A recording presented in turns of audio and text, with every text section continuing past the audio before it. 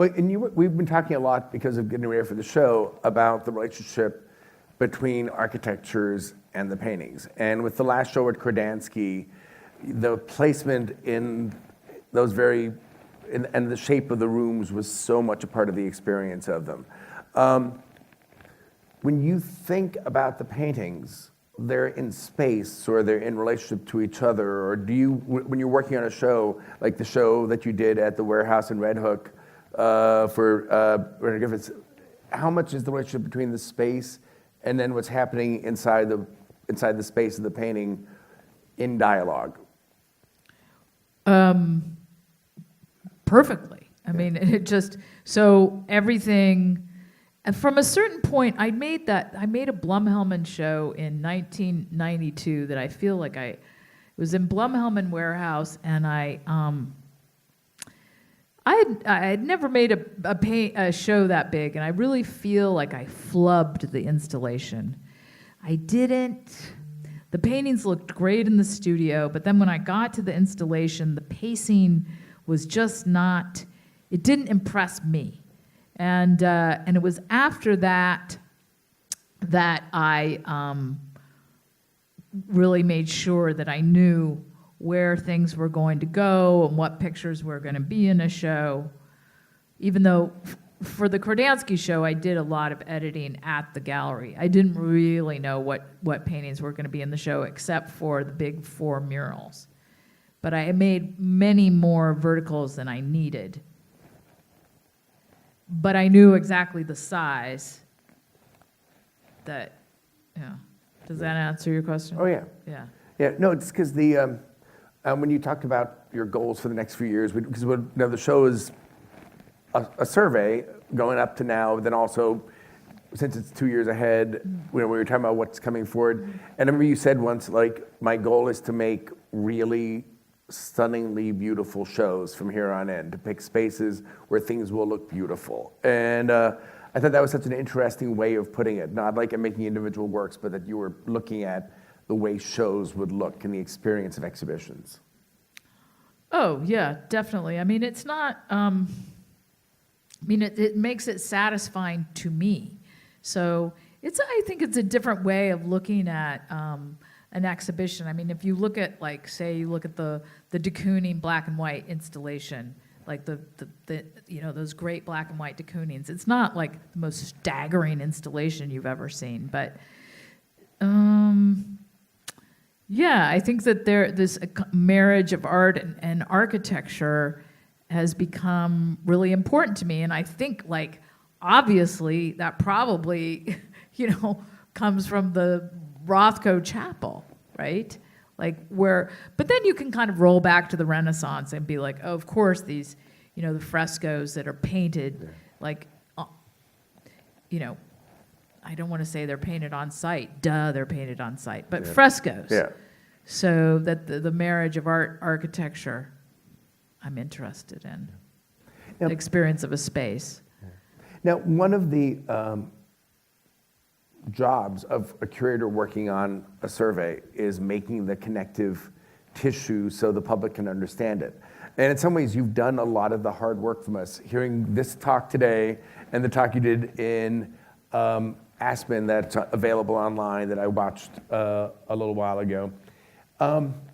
What aspects of the transitions from target paintings to flowers to the sea to the starfish paintings to the rocks and the caves to the neons, what aspects of the connective tissue do you think get misunderstood or misapprehended the most that we need to fix in terms of the reception of the show?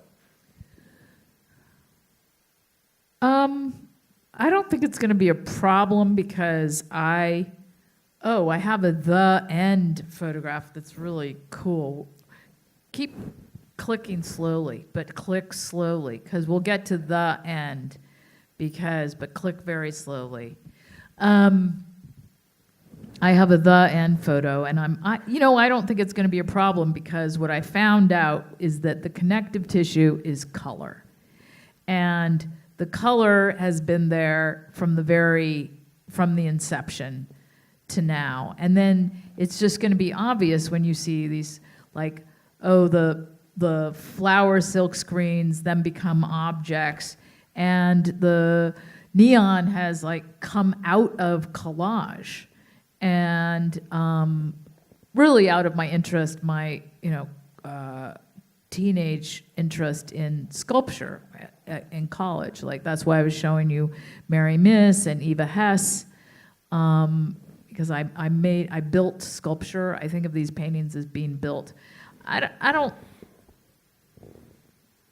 don't think that all of the work has never been together before, so I don't think that there's any common misunderstanding. It's just, Is that the? oh no, one more and then it's the end. Oh, so yeah. there you go. See, it's like this like incredible color, and I'm saying that about myself. I'm sorry, but this color has been there from the beginning. It's kind of pop, isn't it? It's like, even though I love Morris Louis, and sometimes I look at Louis and I think, I wish I could make myself more brown. It's very sophisticated. It's very sophisticated. Yeah. No. One of the most stunning experiences that you got to orchestrate for our visit was you hung this one wall in your studio with like a career survey of all small works in this giant cluster. So I got to walk in, having not been in the LA studio before, and basically see our show in like microform on one wall. And we're going to include a version of that in the show. Was there any revelations that you were like calling your therapist over, like when you saw that wall together? Well, I'm just going to say it again. The revelation was the color. Like, I thought, well, I thought maybe it'll look rather this disjointed, but it doesn't. Sorry, I don't have a more interesting answer. I think people used to come to my studio. I think, Bill, even you, Bill, came to my studio and said, looks like you're in transition. And even some of those paintings that you thought were transitional paintings are going to be in the show. Yeah. So I think that is probably what you're goading me to say, is that I think it was misunderstood at the time. Yeah. And people would come to my studio and say, it looks like you're in transition. And I thought, isn't everyone always in transition? Like, that's what life is. I'm transitioning from the person I am now to the person I'm going to be at the dinner party. Yeah. It's like a constant transformation. And so I didn't think that there was some rule that said, I thought postmodernism took care of this, that there was some rule that said, if I make target paintings, I have to make them for the rest of my life.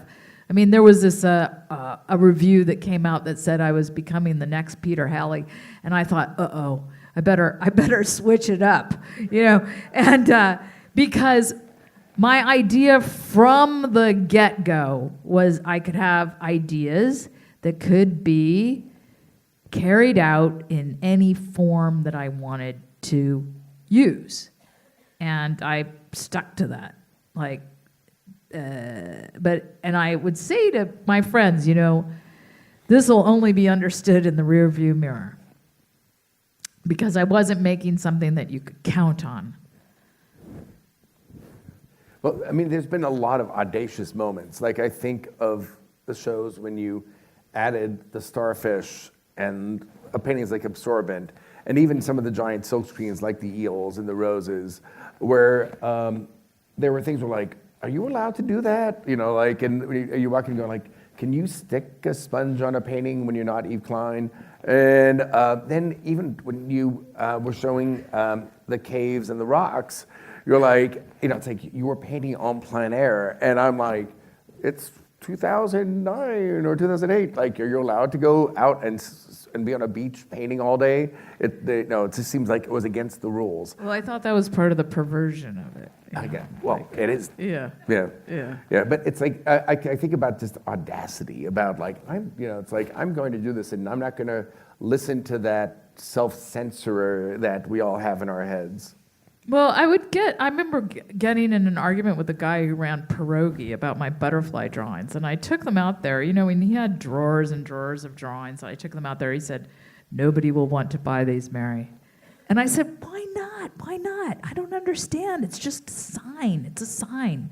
I go, and because everybody was talking about signs back then, I was like, this is a sign. Like, I have a piece of wire. I twist it into the shape of, I'm not even going to tell you what I told him I was going to twist it in. I twist it into a shape of this abject thing. And then I pull the wire tight, and then I twist it back into the shape of a butterfly. Same wire. And he was like, they're not going to buy your drawings, Mary. So, but that was what I thought was so perverse about the whole thing. Those butterflies, the butterfly stain paintings and the butterfly watercolors, I did a whole booth of them in Cologne at this thing called the Unfair in 1993. And the booth next to mine was Jason Rhodes, and he had his sausage-making machine going. And Jason liked my butterfly watercolors, and I was like, all right, like, somebody understands me. But people would come in and say to my art dealer, like, Ralph, because it was a disused bank, you have to understand. And people would come in and say, Ralph, this looks like it belongs in a bank. And he would say, we are in a bank. So it was a time. It was like Richard Prince and it was Sam Seymour and like it was very, stuff was like very cool then. And I was painting these things that were like cotton candy, but not like Will Cotton, different. But, also, we were always so schooled in, and the talk showed that, and understandings of the relationship between recent art and art history. And I think about Sam Hunter with you, and that Sam was he your teacher too, or was it? Sam Hunter was one of my art history teachers. I mean, the first art history class I took was from Tom Crow. Yeah. And so that, like, if nobody knows who Tom Crow is in the audience, you just look up his, right, I studied French Impressionism from a kind of social science perspective, and that kind of ruined art history for me forever. But at Princeton, you weren't allowed to be a studio art major. You had to be an art history major and a studio art major. So I had to take all the art history courses. So that's how I came about this knowledge. Yeah. Just going to museums. Yeah. Well, but I think about the fact that you mentioned Courbet several times during the talk, and that's part of that legacy of the type of coming out of an art history background, and with this architecture and the other sort of legacies of it. Yeah. Well, I was an architecture student too. Yeah. Yeah. Now when I look at your resume, you showed consistently for the whole time, and there was apart from there was a little break after the LA move, but you've always been a sort of consistent presence. But it's a different position today. That's not true. That's really? not true. There's a gaping 5-year hole. Was that after the LA move, though? No, it's 1993 to 1998. And for a young person, that is an eon. Oh, okay. It is an eon. Yeah. And so I find the work that I made in that 5-year span to be really some of the most fascinating of like how it transitioned. That's when I was doing the really like kind of transcendental collage stuff. Yeah, I didn't show for 5 years. That Nick Debs was before that? No, then my first show was at Nick Debs in 98. 98, okay. Yeah. Yep. Yeah. I got to go out and visit and see Mary's paintings at Nick's on Cape Cod now. I think things that gallery did were so amazing now, and just looking at that legacy of what he did. Now, I've seen the change that's happened when I go to young artist studios, and they're talking about who they're being influenced by, and they're like, oh, I love that Mary Weatherford. And how does that psychologically change you going to the studio to know that you're now in the grand influential figure? Can you internalize that? Bill, that's a terrible question, Bill. That's Yeah. just a terrible question. This is not my concern. Yeah. Yeah. So you just wake up every day just starting new paintings? Yeah. I wake up every day. Like, I wish I were happier in the morning. I don't know. Yeah. Maybe I'll get, Yeah. I don't know. Well, yeah. I used to like, when you're a kid and you wake up, you go, today's the day I get to do X. Like, I wish I could get there, but it's not. It's not happening. No. Yeah. Yeah.